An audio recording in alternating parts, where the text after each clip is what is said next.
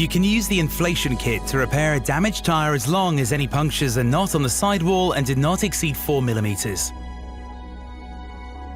Before carrying out the repair, park your vehicle away from traffic. Turn on your hazard warning lights and remember to apply your parking brake.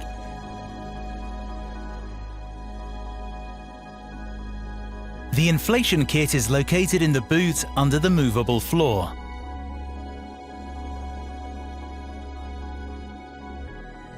Depending on the model, connect or screw the compressor hose to the bottle. Next, connect the inflation bottle connector to the valve on the wheel. Finally, connect the electric power cable to the accessories socket.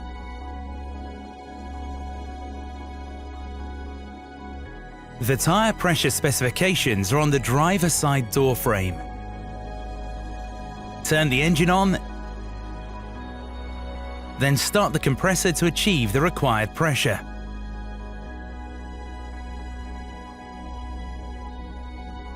If a minimum pressure of 1.8 bar has not been reached after 15 minutes, the repair is not possible.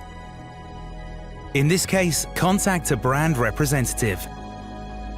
When the repair is done, drive for about 2 miles or 3 kilometers at below 35 miles per hour, 60 kilometers per hour, in order to distribute the product uniformly in the tyre. Then stop and check the pressure. Please note that tyre pressures should only be checked when tyres are cold. If the pressure is higher than 1.3 bar but lower than recommended, readjust it with the inflation kit. If the pressure is below 1.3 bar, this means that a repair is not possible. In this case, contact a brand representative.